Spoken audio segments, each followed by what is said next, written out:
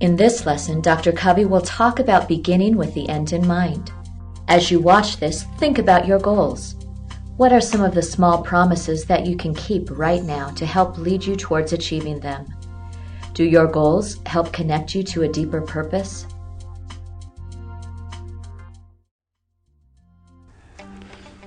The third habit, putting first things first, takes tremendous willpower. I would start very, very small with some very small thing that you know you can accomplish, but still test you a little. Make a promise, keep it. Then a little larger promise.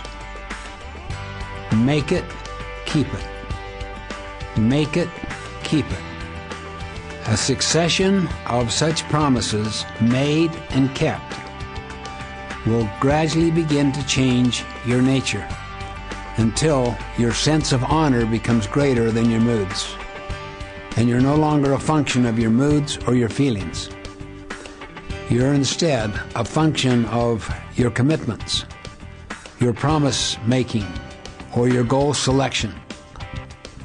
And that is an exhilarating thing once you start to realize, I truly am the creative force of my own life. Or you may find that the deeper problem is that you don't have a deep sense of purpose in your life, a deep sense of reason for being, and you need to connect to that. You may find that the real problem is not the lack of discipline, but it's the lack of habit too. You're not beginning with the end in mind. You haven't paid enough attention to what is really meaningful to you. Because once you've done that, you start to tap into willpower in unbelievable ways.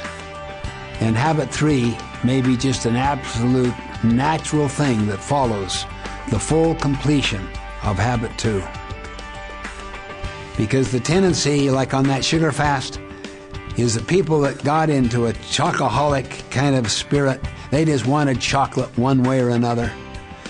They just held back, and they didn't do it. And you can't believe what they said to each other in their small groups. The feeling of excitement they had about their confidence toward themselves, and their ability to do other things, and how that expanded their horizon. It literally enabled them to break with their history, to break with their family history,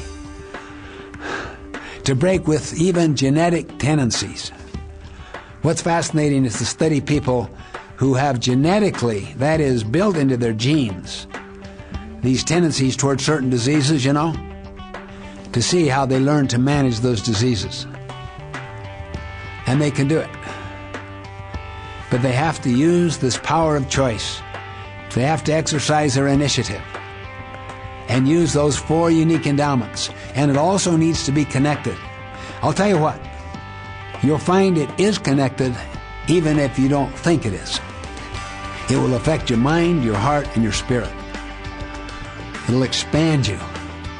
It'll enlarge your understanding of life, your sympathies toward life. It'll enlarge all of the goals that you set in your life. All of this represents this private victory. There was a young man who was involved in a drinking and driving accident, and he was the driver. He woke up in the hospital, and his friends told him that he had been involved in this terrible accident where his friend was killed. He had to go to jail for manslaughter. Imagine what his life was like. It broke up his marriage. It disrupted his friends, his friendships with other people. Everything was affected in his life.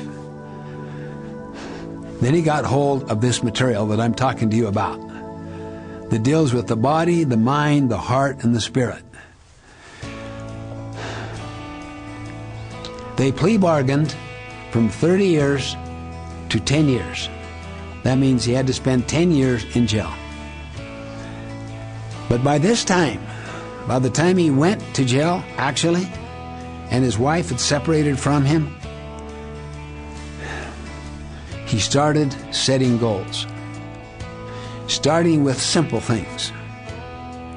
He became an active person with some of the top officials of the jail in cleaning their rooms and so forth.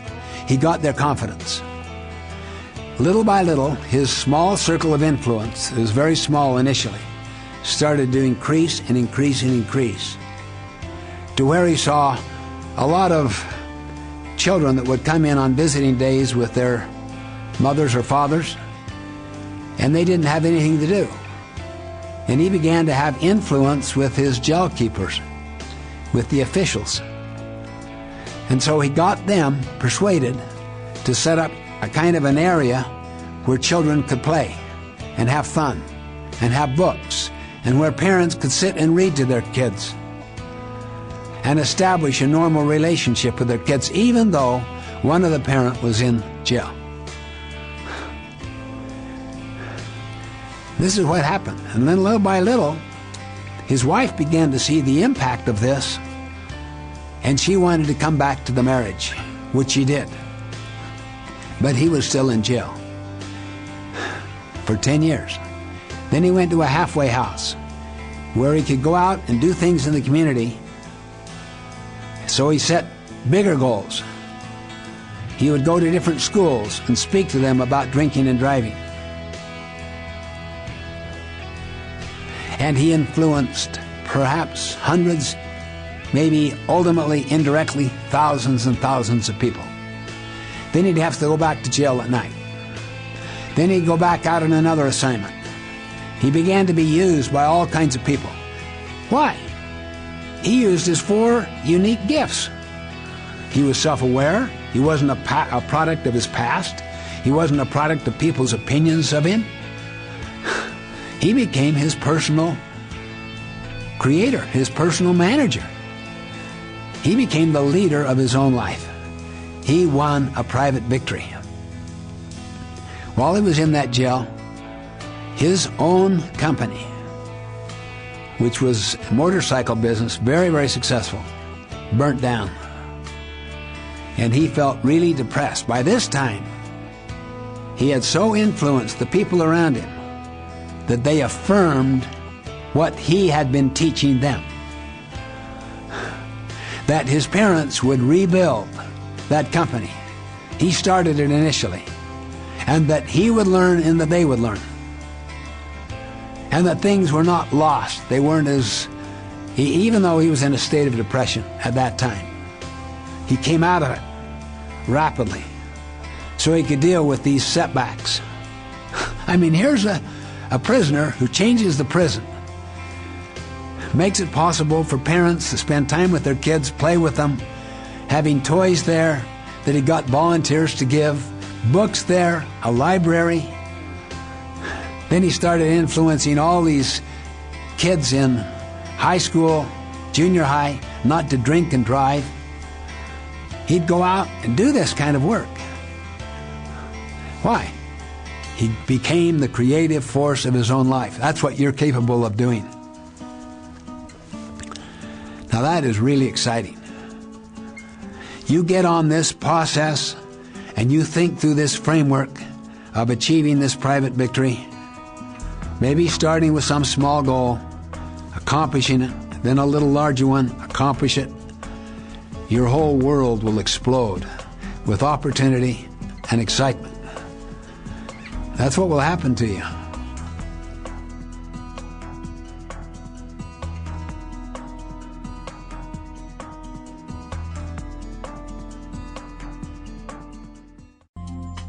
In this lesson, Dr. Covey talked about beginning with the end in mind. As you continue to the Think section of this lesson, remember the story that Dr. Covey shared. Think of what you are willing to do to reach your goals.